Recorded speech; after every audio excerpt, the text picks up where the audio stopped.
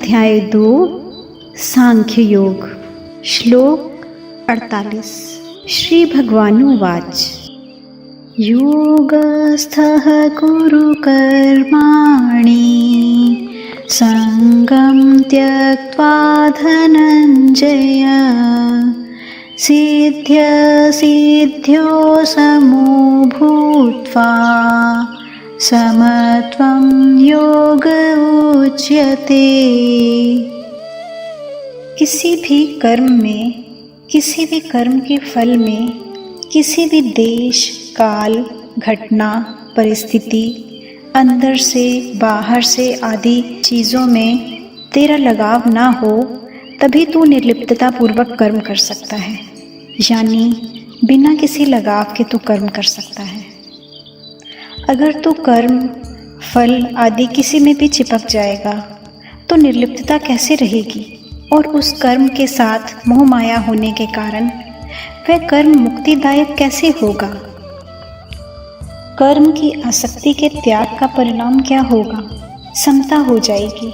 कर्म का पूरा होना या ना होना, सांसारिक दृष्टि से उसका फल अनुकूल होना या प्रतिकूल होना, उस कर्म को करने से आदर या निरादर, प्रशंसा या निंदा होना, अंतःकरण की शुद्धि होना या न होना आदि आदि जो सिद्धि और असिद्धि है, उसमें सम रहना चाहिए। कर्मयोगी की इतनी समता यानी निष्काम भाव होना चाहिए कि कर्मों की पूर्ति हो या ना हो, फल की प्राप्ति हो या ना हो, अपनी मुक्ति हो या ना हो, मुझे तो केवल कर्तव्य कर्म करना है, ऐसा भाव होना चाहिए। साधक को असंगता का अनुभव ना हुआ हो, उसमें समता ना आई हो, तो भी उसका उद्देश्य असंग होने का यानी सम होने का ही होना चाहिए। जो बात उद्देश्य में आ जाती है वही अंत में सिद्ध हो जाती है। योगस्थः कुरु कर्माणि। सिद्धि असिद्धि में सम होने के बाद उस समता में निरंतर अटल स्थित रहना ही योगस्थ होना है। जैसे किसी कार्य के आरंभ में गणेश जी का पूजन करते हैं तो उस पूजन को कार्य करते समय हरदम साथ में नहीं रखते। ऐसे ही कोई ये ना समझ ले कि आरंभ में एक बार सिद्धि असिद्धि में सम हो गए तो अब उस समता को हरदम साथ में नहीं रखना है, राग द्वेष करते रहना है।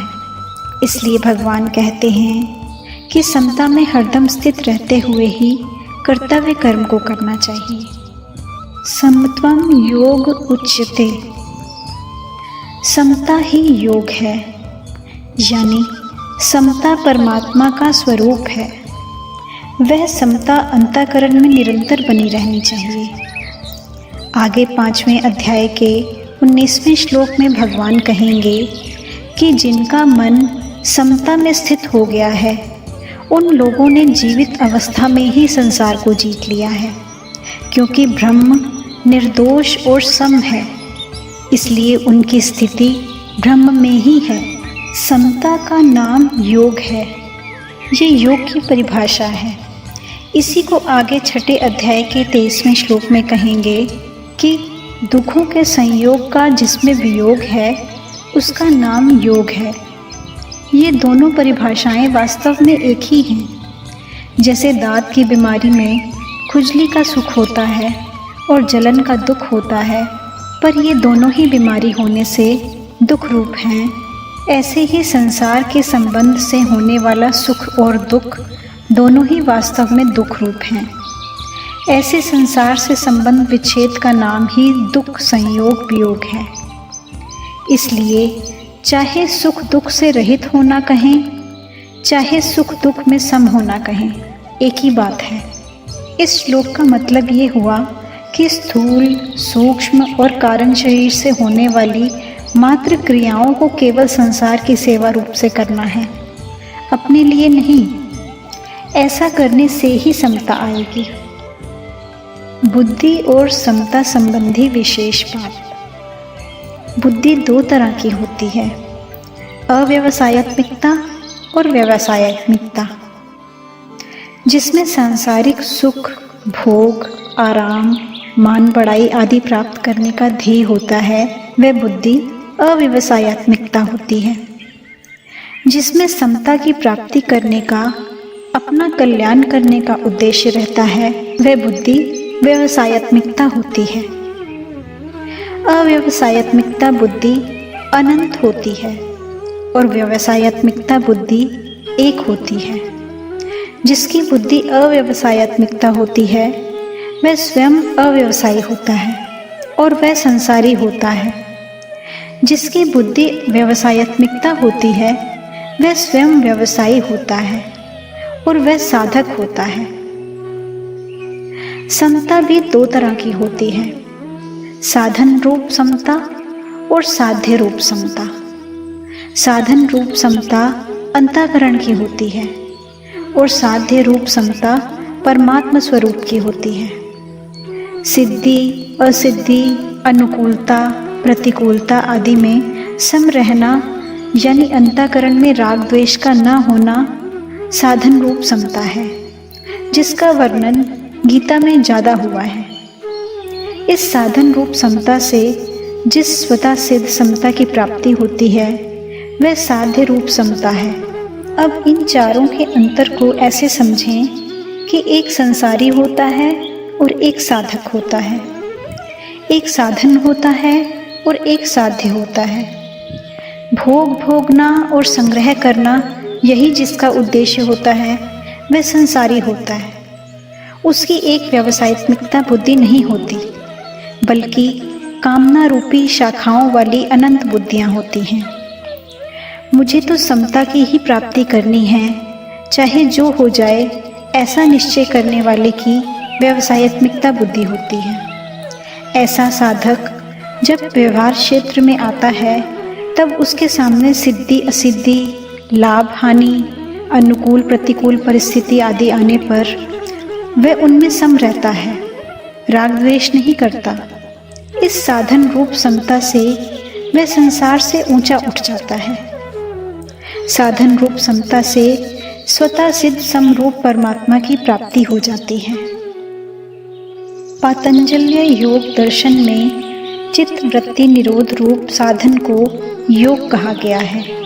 इस योग के परिणाम स्वरूप दृष्टा की स्वरूप में स्थिति हो जाती है। इस तरह पतंजलि योग दर्शन में योग का जो परिणाम बताया गया है, उसी को गीता योग कहती है। मतलब है कि गीता चित्त वृत्तियों से सर्वथा संबंध विच्छेद पूर्वक स्वतः सिद्ध सम स्वरूप में स्वाभाविक स्थिति को योग कहती है। इस योग यानी समता में स्थित होने पर फिर कभी इससे वियोग नहीं होता, इसलिए इसको नित्य योग भी कहते हैं। चित्त वृत्तियों का निरोध होने पर तो निर्विकल्प अवस्था होती है, पर समता में स्वतः सिद्ध स्थिति का अनुभव होने पर निर्विकल्प बोध सहजावस्था होता है। निर्विकल्प बोध अवस्था नहीं है, बल्कि संपूर्ण अवस्थाओं से अतीत और उनका प्रकाशक और संपूर्ण योग साधनों का फल है। अवस्था तो निर्विकल्प और सविकल्प दोनों होती है, पर बोध निर्विकल्प ही होता है।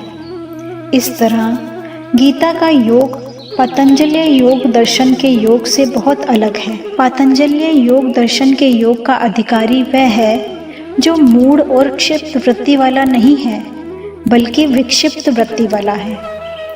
लेकिन भगवान की प्राप्ति चाहने वाले सब के सब मनुष्य गीता के योग के अधिकारी हैं। इतना ही नहीं, जो मनुष्य भोग और संग्रह को महत्व ना देकर इस योग को ही महत्व देता है और इसको प्राप्त करना चाहता है, ऐसा योग का जिज्ञासु भी वेदों में वर्णित सकाम कर्मों का अतिक्रमण कर जाता है।